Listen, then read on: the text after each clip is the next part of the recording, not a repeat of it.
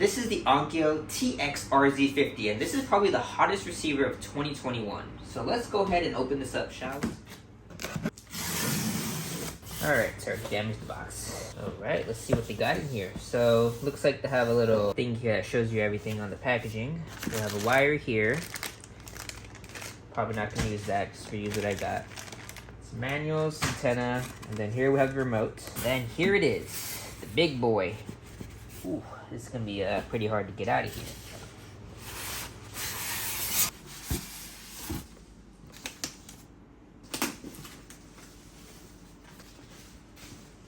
Wow, that thing is a freaking beast. That's all I'm going to say.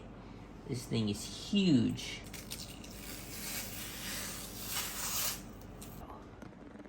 So right away, this thing is freaking huge. I'm replacing my Denon X4700H down here, and the plan was to put it here, but it looks like it's not going to fit there, but I'll try it out. My previous Onkyo, it was a 838 model. It sat up here before, so I'm probably going to have to put this one up there as well. But before all that, let's just go around the receiver and take a look at it, shall we? Alright, so the front, we have this nice knob here. It feels like it's plastic, but it has a really nice feel to it. We have knobs here, power button, pure audio. These are the inputs. And then of course here we have the extra thing. This HDMI out button is the whole reason I'm getting rid of my Denon, is because I switch between my projector and my TV a lot, and I need to be able to do it pretty fast. The Denon doesn't have that button. Alright, so looking at the back, we have 6 HDMIs. HDMI 1, 2, and 3 has full 2.1 40 gigabit per second bandwidth, and 4, 5, and 6 are also 2.1, but they're limited to 24 gigabit per second. There's 2 outputs here. They're both 2.1 outputs, which is awesome. My projector will go here. And then we have a nice 9.2 channel speaker setup here, and pre-outs for 11.2 channel support. Now, I'm actually going to be using these pre-outs for the first time for my setup. I'll show you guys my Onkyo amplifier in a bit. But one other nice thing about this is you still get component, you still get the good old RCA cables here, ports here, and yeah. So let's go ahead and start setting this up, and I'll show you all the interface and everything. Another reason I didn't like my Denon is because it only has one HDMI 2.1 port, and even then it has problems with the Xbox and RTX 3000 cards. This little box Denon gave for free, and basically you plug it in, and you plug this into the receiver, and it fixes those handshake issues. The thing is, I don't want another box that I have to worry about. And only having one port, I didn't like that. So this one has 3 full bandwidth ports, and I really like that. So yeah, that's another reason I'm getting rid of this. I'm actually gonna give this to my brother. But anyways, right now I'm moving my wires from down here, put the receiver up here. Once everything's wired, we'll go ahead and start the setup process. Alright, so everything's wired, and it looks messy. It's super messy down there, but that's the smallest problem. It's already like 9:30 at night. I need to start yoking this. So first, we're going to go ahead and put the batteries in the remote.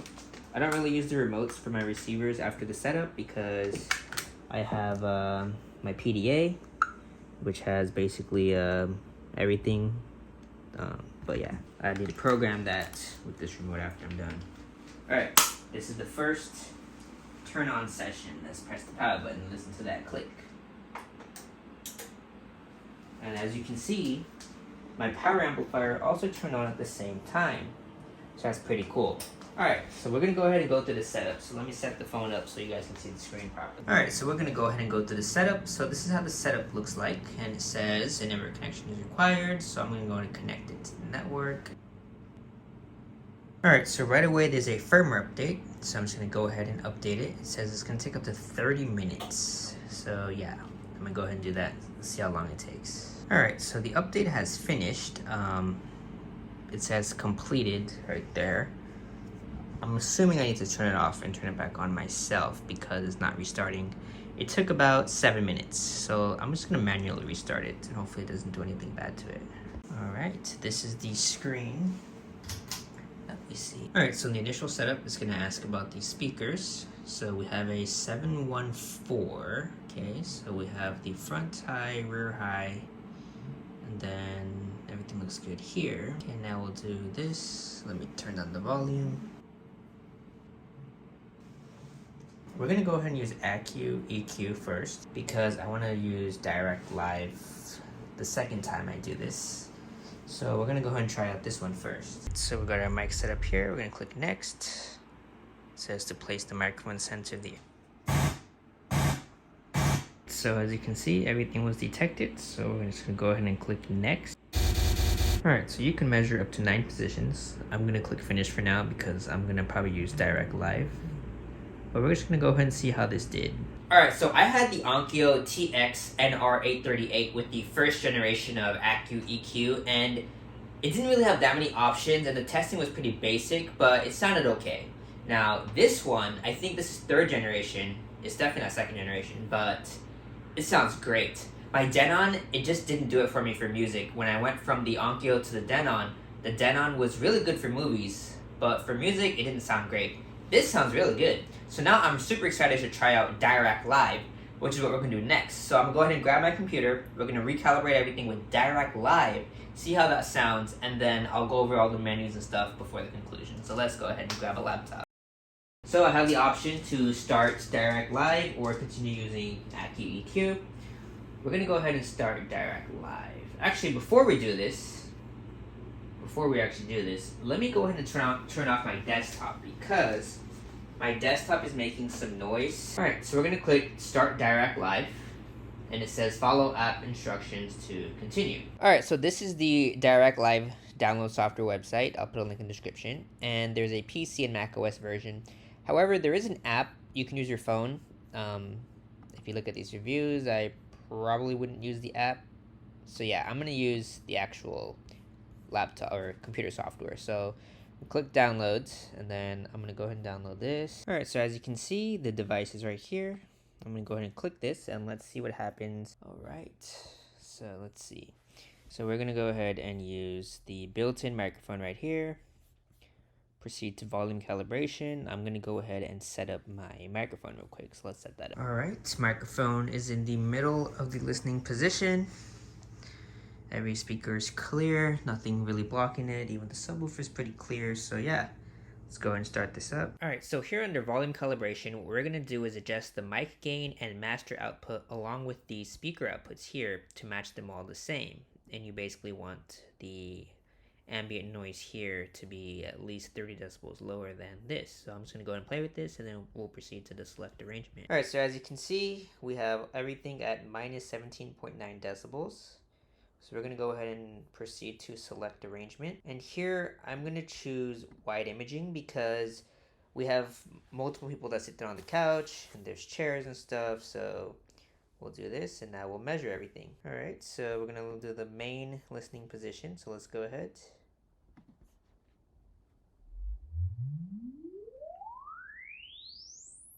Alright, so we've gone ahead and measured 17 points. That took about 42 minutes for a 714 setup. It is a very long time. We're going to click Proceed to Filter Design. Alright, so here it's processing.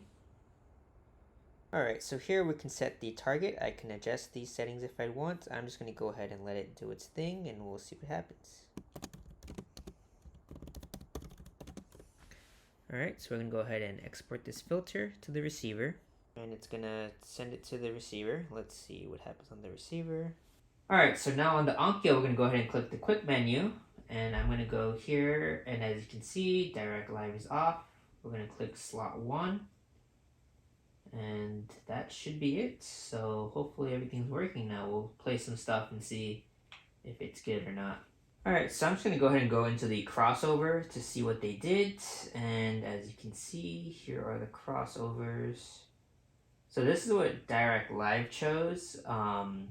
I'm just going to go ahead and change this just a little bit. Change this to 80. Surrounds to 80.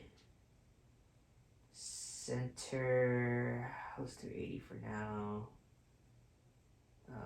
I'm just going to do 80 for all of these for now just to see how it sounds. Heights can stay at 120. And let's just see how this sounds. Alright, so Dirac Live is working. And what I will say is it's different.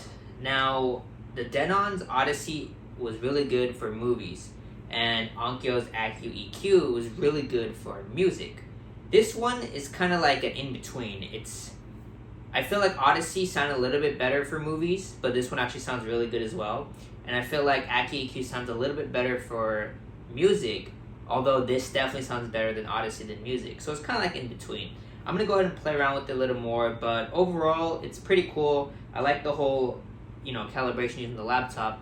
Maybe I'll go ahead and get a calibrated mic. I think the UMIK1 is the popular choice. Maybe if I use that, it'll sound better. I don't know. Maybe I'll play around with that in the future. But anyways, it sounds good. I'm going to listen to it for a week, just like I did with AccuEQ, and see how it sounds. But let's go ahead and go over the menus real quick before we conclude this video. Alright, so first of all, there is this little quick menu here I want to show you guys about. So here we have HDMI. You can change with output, AVSync, and then the audio return channel. We have audio here, so there's digital filter, stereo sign, late night mode. I might turn this on since a lot of things I watch is at late night. You may notice that I can't do music optimizer. That might be because of Dirac Live, I'm not sure. Room EQ, we have slot 1, which is what I saved earlier. And because we have Dirac Live enabled, we can't access the other options. And then level, this is basically your front, center, subwoofer. Each level is here. That probably explains why I don't feel any bass when I'm listening to movies. Alright, and then if you press the I button on the remote, you get this option here. So you have the input and then the output. So right now, I'm not really playing anything, so it says 2 channels, but if I played a movie on my computer, it'll say something else. And then here we have the input, as you can see, 4K 60Hz, outputting the 4K 60Hz. Alright, so this is the main menu. The first one is the input-output assigned. So we have TV out, and basically what this is you can change a bunch of options here. So we have the signal format, which basically lets you choose 4K enhanced or something less than that. So for instance, I can do standard, 8K enhanced, 8K standard, 4K enhanced. So what I'll do actually is I'm going to make my Xbox 8K enhanced, and my PC is on here. We'll make it 8K enhanced. I'm really curious if it's going to do anything later. Probably not going to do anything, but yeah, that's pretty cool. Zone 2 HDMI. I don't have a Zone 2 setup. And then we have language, and then mini player OSD. I really like this actually, and screensaver. So let's go back. There is upscaling as well, as you saw. HDMI input. So here you can actually assign each input to which HDMI port you want. I just leave it on standard. Video input. Here you can change if you want it to use components, or for instance video 1 and all that stuff. Digital audio input. So here we can change the input if you want to use optical or coaxial, and you can also use the RCA here. Speakers, we have configuration, which is what you saw earlier. You can change how many speakers you have. And then of course you saw this earlier as well, crossover. I'll probably play with those again later. Distance, basically, how far a speaker is. Level calibration, I'm not going to click this because if I do, it's going to play loud tones.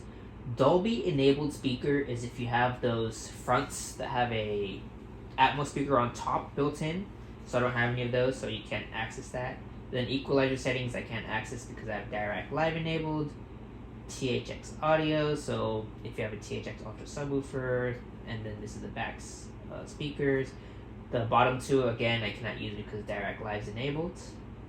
Speaker virtualizer, so basically if you're listening to a mode and you want to virtualize a different one, there's that. Speaker combo, so here's something that's really cool. I can select the brand of speakers, and as you can see, it has basically every speaker here besides the heights, and of course the subwoofer AVScience.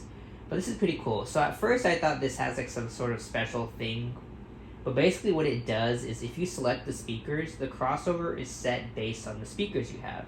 That's all it really does. There's no like special profile or characteristics, and there's a bunch of brands you can select in here.